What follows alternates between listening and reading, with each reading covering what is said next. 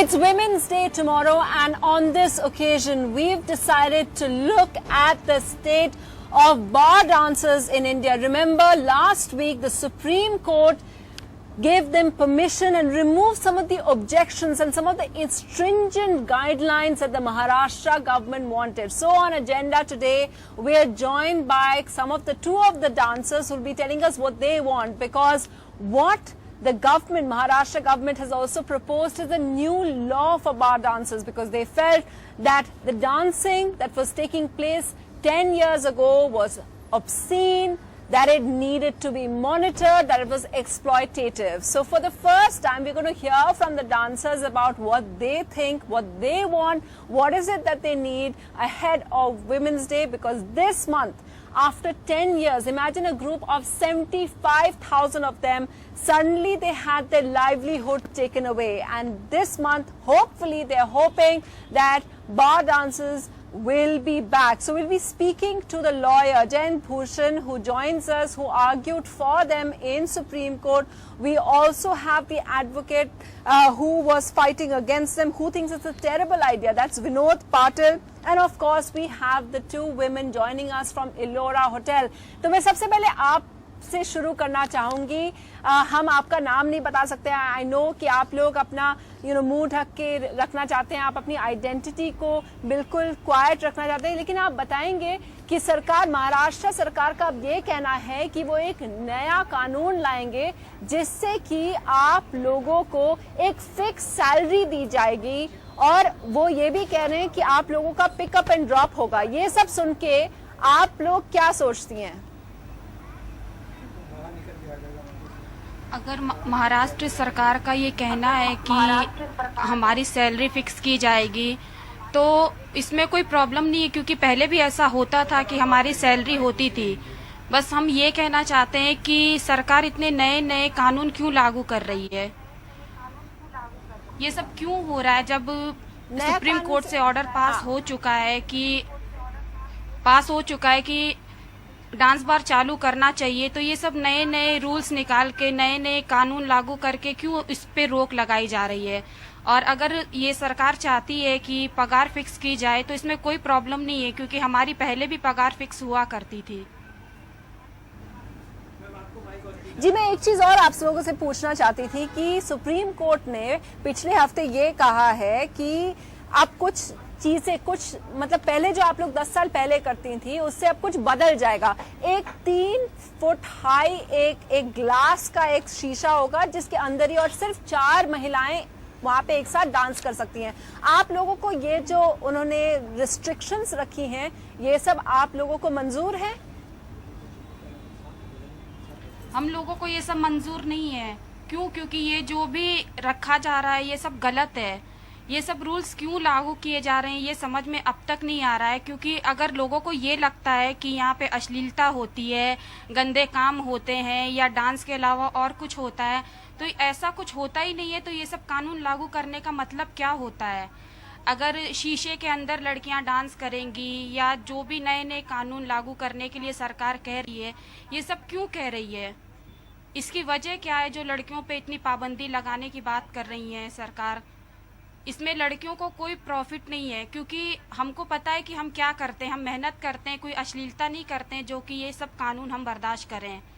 और जब supreme court ने ऑर्डर पास कर दिया है तो सरकार क्यों ये सब करके हर एक टाइम पे ये सब रोक क्यों लगा रही है? आप लोगों की ये जो प्रश्न है वो मैं जो सुप्रीम कोर्ट के एडवोकेट है जयंत भूषण को मैं ये सब उनको कहूंगी कि वो जवाब दे. एक चीज और मैं आप लोगों से पूछना चाहती हूँ कि आप लोग 75,000 ऑफ यू, इनफैक्ट जो लोग अफेक्टेड थे वो 1.5 लाख की जो आपकी कम्युनिटी है, तो पिछले 10 साल लोगों ने किया क्या? क्योंकि आई कांट इमेजिन कि सबकी अगर नौकरी ले ली जाए तो फिर वो लोगों ने किया क्या? आप लोगों ने किया क्या? बहुत सी लड़कियां गांव चली गईं, कितनी लड़कियों ने सुसाइड किया. और आज के टाइम पे बार में पुलिस इतना परेशान करती है कि 4 लड़की होनी चाहिए, 4 से 5 लड़की होती है तो चौकी लेके जाना, उन पे केस लगाना, 290 का केस लगाना, ये सब क्यों करती है पुलिस? जीने नहीं देते हैं। जीने नहीं देते, मतलब कि अगर हम या हमारे बार मालिक अगर 4 लड़कियों को रख के भी अगर काम करना चाहते तो हैं भी नहीं करने तो भी देते सुकून नहीं होता उस काम के लिए। क्यों होता है ये सब कुछ? आज हमें घर से निकलने के लिए या वापस घर पे जाने के लिए भी पुलिस परेशान करती है। पर क्यों? सही रास्ते है। में रोकना, पैसे मांगना, ये सब किस लिए होता है? ये सब सरकार को नजर नहीं आता है कि लड़कियां अगर काम करने जा रही हैं, 4 लड़कियां या एक लड़की डांसर भी काम समझ के के लिए हम लोगों निकली से है, पैसे लेते हैं, तो पुलिस रास्ते क्यों में लेती पुलिस है? के घर के नीचे पुलिस को रोकना कि कहाँ से आ रही हो, क्या कर रही हो। हम उनको अपना कार्ड दिखाते हैं, बताते हैं, अपने बार मालिक का नाम बताते हैं, बार का नाम बताते हैं, बावजूद उसके भी वो कहती है कि नहीं ये टाइम नहीं है।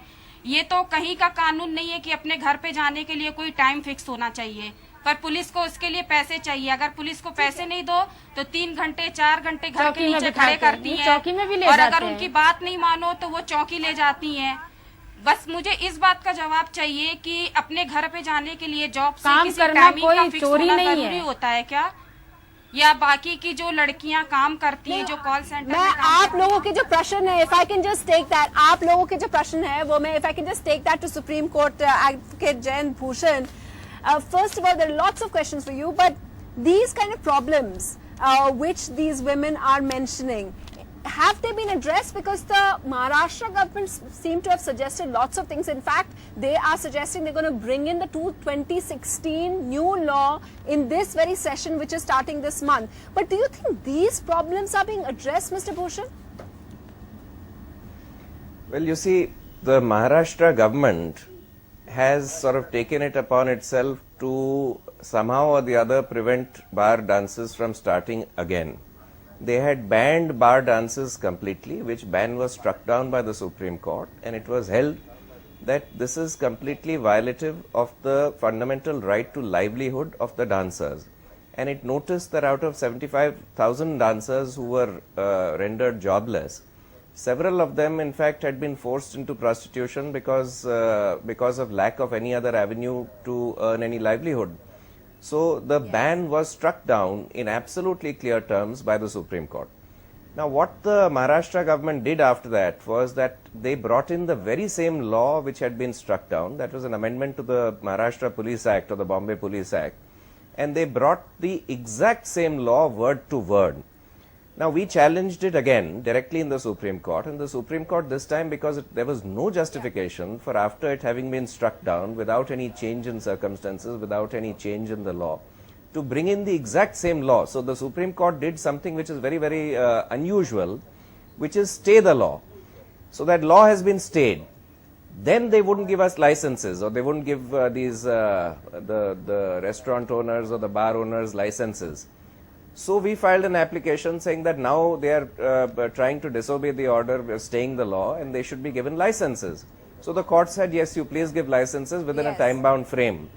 Then they came out with these absurd kind of conditions, saying that there should be a partition of 3 foot high all around the stage, all 4 sides of the stage. That there should be CCTV camera which will have live feed to the nearest police station, etc., which was all completely unreasonable. So we took this up in the Supreme Court, and we said, look, this is another way in which they are trying to not give the licenses which you had directed by putting these completely unreasonable conditions. So the Supreme Court has sort of stayed the worst of these conditions, namely this CCTV camera recording and the live feed, that has been stayed. The partition all around, in fact, I wanted to correct you. You said there would be a 3 foot high partition. It will not be. There will only be a railing at the height of 3 feet, but otherwise no partition at all. Okay. So now they've been asked to so that 3 feet process height our railing is applications. what we were talking about. Yes, no glass partition, no partition which is from the bottom to 3 feet, just a railing at the height of 3 feet, not from the bottom, just a railing at the height of 3 feet.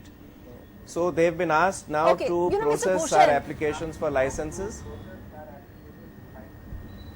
I wanted to just tell you that there's we're talking about 1.5 lakh women, 75,000 of them bar dancers. What's interesting is when I looked at all the the High Court and the lower court and then the Supreme Court, the contentions and the arguments of the Maharashtra government, they kept saying that it's beneath the dignity of women. And there were some really bizarre kind of arguments. They felt that it wasn't safe for women to work at night. Now, what's interesting is that I have a mainly women audience over here, and it's interesting that they may be bar dancers in Mumbai from a differently background. Here, they are college students, but they're completely in sync. They all seem to, and I just wanted to give you a little sampling of their views. What were you saying about the women and why they need to continue, why they should be allowed to continue with bar dancing? Ma'am, they should be allowed to continue bar dancing, because if we are restricting them, then in a way we are allowing patriarchal society to continue in society. So I want it should not be banned, and their livelihood should not be snatched from them.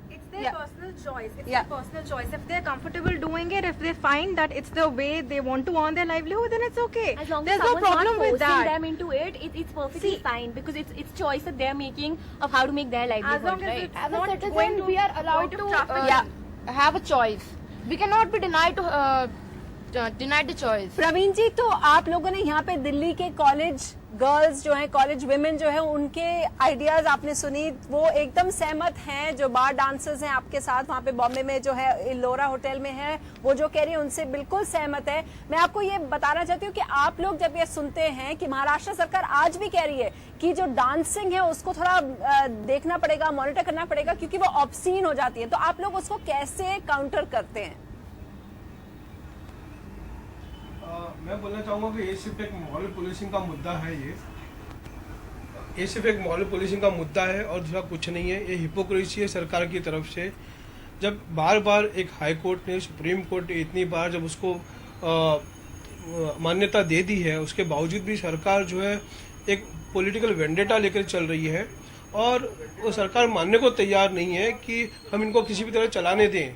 या तो उनका खुद का एक कोई उनका package है, उनका इस तरीके से अपोजिशन का इनका सबका मिलके जो इन लड़कियों को दबाना चाहते हैं, उनकी मांगे पूरी नहीं होने देने चाहते हैं, उनको कमाना नहीं देना चाहते हैं। जैसे अभी एक कॉलेज स्टूडेंट ने कहा है कि लड़कियां अगर अपने इच्छा से अगर कमाना चाहती हैं तो उन्हें कमाने दिया जाना चाहिए। जबकि मैं आपको बता दूं कि जब बैंड 2005 में जब इन्होंने किया था डांस परफॉर्मेंसेस को, उस समय की मैं आपको वस्तुस्थिति बता दूं मैं कि तब भी लड़कियों को कभी कोई दिक्कत नहीं थी। उनको वो बेखौफ रात को आती थी, जाती थी, वो उन्हें सारा प्रोटेक्शन मिलता था, उन्हें बार ओनर्स की तरफ से भी उनको प्रोटेक्शन मिलता था उनको, और वो लड़कियां खुद भी बखूबी अपने आप को protect. So can we just take this question across to Vinod Patil? We've got your views. We've heard from the women here as well. So then Vinod Patil, you've heard the women over here. Then why are you turning this into a moral issue? Isn't it more about the right to work and the right to earn a livelihood? Madam, मैं आपको ये बता देना चाहता हूँ कि आज महिला दिन के उपलक्ष्य पे आपने जो प्रोग्राम रखा है, सबसे पहले हमने कभी भी डांस को विरोध नहीं किया है। इस महाराष्ट्र में हमने कहा है कि जो डांस बार में परफॉर्म होता है वो नहीं होना चाहिए। ये देखिए, ये महाराष्ट्र की जो संस्कृति है, हम डांस को कभी रोक नहीं चाहते। हमने कहा कि आप थिएटर में डांस परफॉर्म करिए, ऑडिटोरियम में करिए। ये हमने क्यों कहा? आपने अगर देखा पिछले कुछ दिनों में क्रिमिनल्स का यह अड्डा बना चुका है, और आप देखेंगे कि महाराष्ट्र में जो सबसे बड़ा स्कैम हुआ था अब्दुल करीम तेलगी का, उसने एक रात में 92 लाख रुपीस लड़कियों पे शावर किए थे। और सबसे दुर्दैव की बात यह है कि जिस दिन ये सुप्रीम कोर्ट का कोई फाइनल डिसीजन नहीं आया है, हमें अभी भी आखिरी फाइनल डिसीजन की उम्मीद है।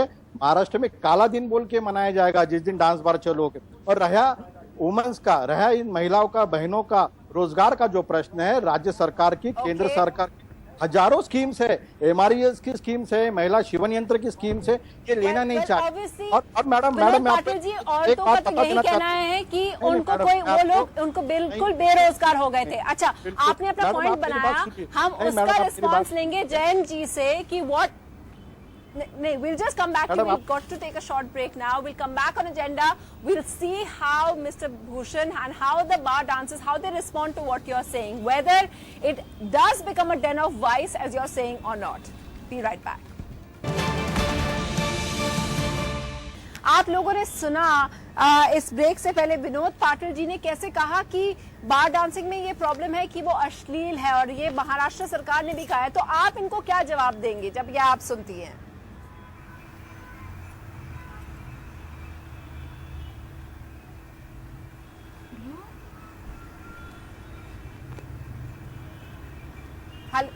Can you? आप लोगों को मेरी आवाज आ रही है? हाँ, मैं मैम आपसे बोलिए। पूछना चाहती थी, इनका जो कहना है कि अश्लील है, हाँ, ये अश्लीलता की जो चार्ज है, आप लोग इस पे क्या कहती है कि डांसिंग अश्लील है? क्यों अश्लीलता की ये चार्ज लगाते हैं? गलत बात है ना। मैं नहीं मानती इस बात को कि मैडम ये कोई अश्लीलता का काम करते हैं। हम लोग एक अपनी मेहनत का काम करते हैं। और आज जो आज हम लोगों पे प्रॉब्लम हो रही है, ये जो हम लोगों पे 10-11 साल पहले इतना अच्छा था, मैं तो यही सोचती हूँ कि जो पहले था ना वो सबसे बेटर था। जो हम लोगों ने ये जो 10 सालों में जिंदगी देखी है ना, वो मैं कभी भूल नहीं सकती हूँ। मैं वो सोचती हूँ जी। So Jayant Bhushan, how do you counter this? Because this seems to be a concern which is still there of the Maharashtra government, because they are trying to bring in this new legislation which will monitor or try to police the kind of dancing. But this is already answered in the first judgment. The judgment says that dancing per se is not obscene. If anybody indulges in obscene dancing, then you can prevent that. You have enough machinery, you have rules under the amusement rules which prevent obscene dancing.